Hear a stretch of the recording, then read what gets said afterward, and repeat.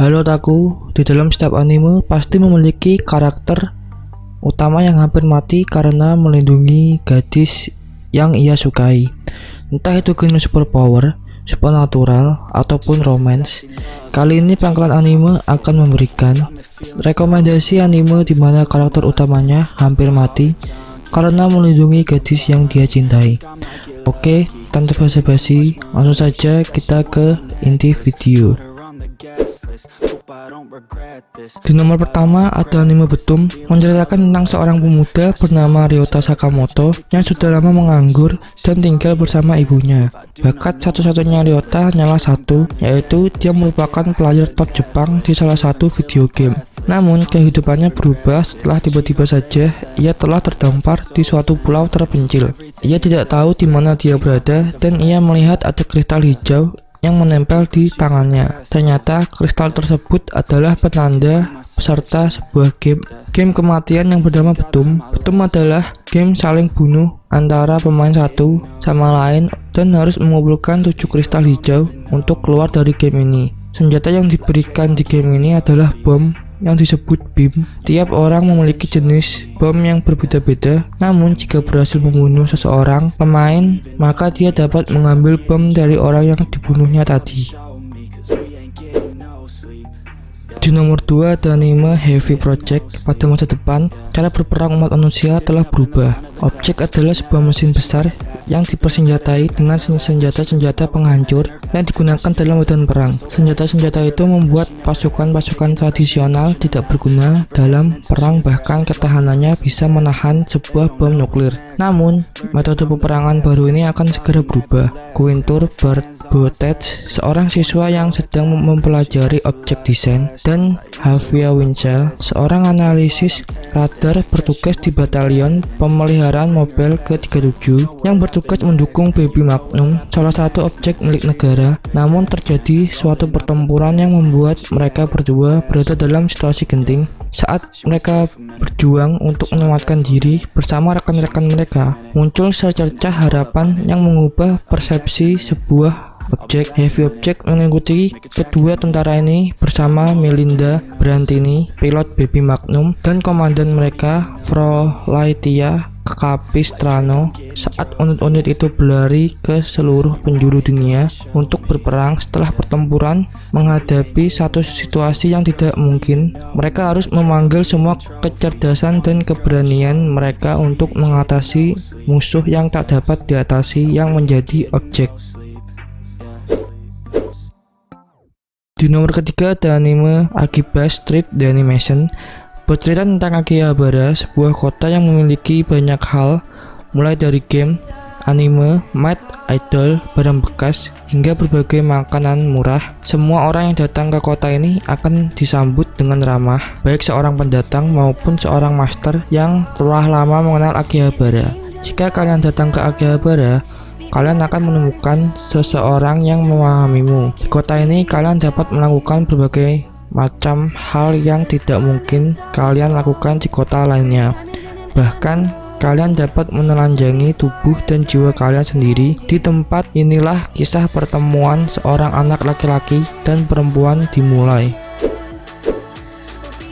Di nomor keempat ada anime Rewrit. Anime ini berlatar di sebuah kota bernama Kazamatsuri, kota modern yang juga menjadi pusat kebudayaan Jepang. Berbeda dengan kota-kota lainnya, di Kazamatsuri banyak sekali tumbuh oleh pohon-pohon hijau yang berada di seluruh penjuru tempat. Di sana hidup seorang remaja SMA bernama Tennoji Kotaro. Kotaro memiliki sebuah kemampuan supernatural yang membuatnya dapat menulis ulang tubuhnya sendiri. Kotaro dapat memodifikasi atau memanipulasi dan meningkatkan kecepatan dan kekuatan tubuhnya.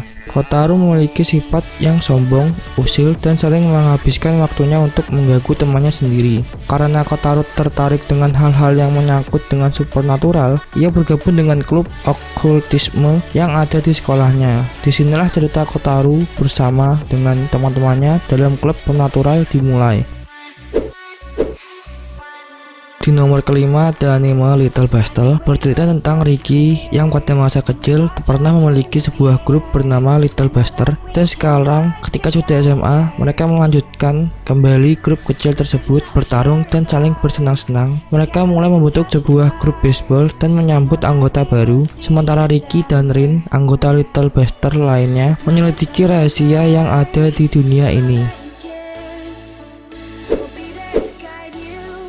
Di nomor 6 ada anime Tate no Yusa. Mahofumi Iwatani merupakan otaku normal yang hanya menghabiskan kesehariannya dengan membaca anime dan manga di rumahnya. Suatu hari, ia mengunjungi sebuah perpustakaan untuk membaca buku. Di sana, ia tertarik dengan sebuah novel fiksi yang menceritakan tentang 4 pahlawan. Setelah beberapa saat membaca buku, sebuah kejadian aneh pun terjadi. Dirinya tiba-tiba berpindah ke dunia lain. Anehnya, dunia tersebut mirip seperti novel yang dibaca oleh Naofumi. Di dunia tersebut dikisahkan tentang 4 pahlawan yang masing-masing mempunyai senjata, pedang, tombak, busur, dan perisai. Dan pahlawan tersebut ditakdirkan untuk menyelamatkan negeri itu dari gelombang bencana.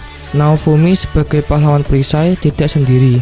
Ada 3 orang lain yang berasal dari bumi terseret ke dunia lain tersebut, yakni Ren Amaki, pahlawan pedang, Motoyasu Kitamura, pahlawan tombak, dan Itsuki Kawasumi, pahlawan busur. Dan menurut cerita yang ada, pahlawan perisai merupakan pahlawan terlemah dari mereka berempat. Walaupun begitu, Naofumi harus fokus kepada takdir dan berusaha untuk menyelamatkan negeri dari kehancuran.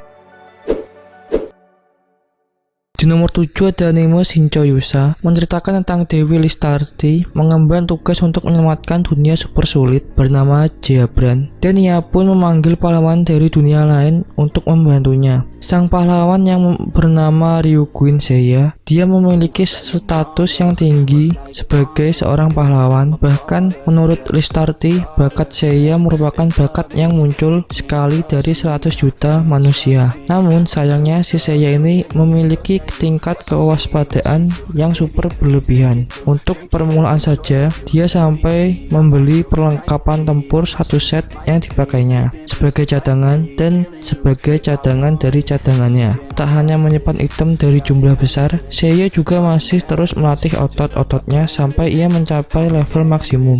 Untuk melawan Slam yang lemah pun dia sampai mengerahkan kekuatan penuhnya. Disinilah kelucuan dari anime ini, karena Seiya orangnya sangat berhati-hati dalam segala hal, bahkan dia juga mewaspadai hal yang tidak penting sekalipun. Dan masalah juga bagi si Dewi Sableng kedua setelah Aqua, karena dia harus membujuk Seiya untuk melawan monster. Gimanakah perjuangan Listarti dalam menyelamatkan dunia Jeabran bersama dengan pahlawan super hati-hati?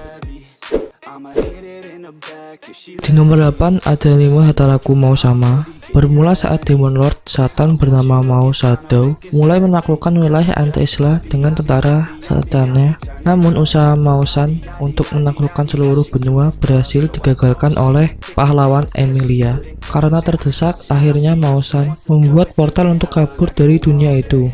Terdampar di sebuah planet yang tak ia kenali. Planet dengan teknologi maju yang di dalamnya sangat minim kekuatan sihir, hingga ia tak dapat menggunakan kekuatan sihir dengan leluasa. Planet itu adalah Bumi. Bersama dengan jenderal setianya Asia Zero, mereka mulai mengidentifikasi planet Bumi itu. Karena tidak memiliki apa-apa, Mao Shadow memutuskan untuk bekerja mencari uang dengan menjadi pekerja paruh waktu di sebuah restoran cepat saji, sedangkan Asia ditugaskan untuk belajar mengenai bumi. Mereka tinggal di kos-kosan yang sangat lusuh, bahkan hidup mereka sangat sudah di bumi itu. Dari Raja Iblis menjadi pekerja paruh waktu. Konsep yang cukup menarik dari anime Hataraku Mou Sama.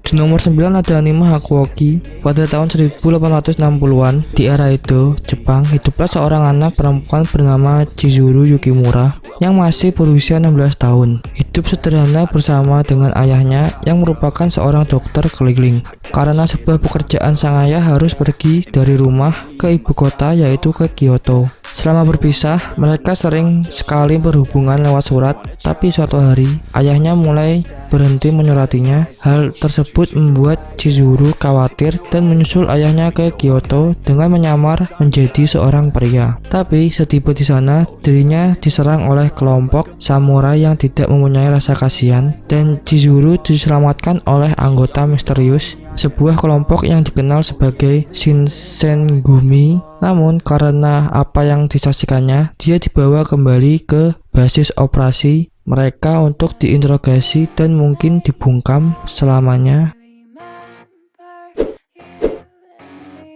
Di nomor 10 ada anime Assassin's Creed. Di dunia ini, hanya segelintir bangsawan terpilih yang memiliki kekuatan khusus dan bisa meningkatkan kemampuan fisik di luar kemampuan manusia biasa, yaitu menggunakan mana. Melida Angel merupakan seorang gadis dari House of Angel, satu dari 3 rumah aristokrat besar. Sampai saat ini tak bisa menggunakan mana. Ia dijuluki gadis berbakat yang gagal. Bahkan garis keturunannya masih dipertanyakan oleh banyak orang, bahkan asosiasi lainnya. Oleh karena itu, seorang pembunuh profesional bernama Kufa vampir diutus oleh Gould secara rahasia untuk menjadi seorang instruktur pribadi dari Melida. Kufra memiliki misi untuk memastikan apakah Melida benar-benar keturunan dari Valgus Angel. Jika terbukti bukan keturunan House of Angel, maka Kufa harus membunuhnya. Dan ternyata benar, ada sebuah kesalahan dalam garis keturunannya dan Kufa harus menyelesaikan misinya. Namun, setelah beberapa saat berada di sisi Melida, Kufa tertarik dengan kemandiriannya dan kerja keras Melida dan beralih untuk membantu Melida menguasai mana. Namun itu artinya ia harus merahasiakan semuanya dan berkhianat kepada klien dan guildnya demi menjaga Melida.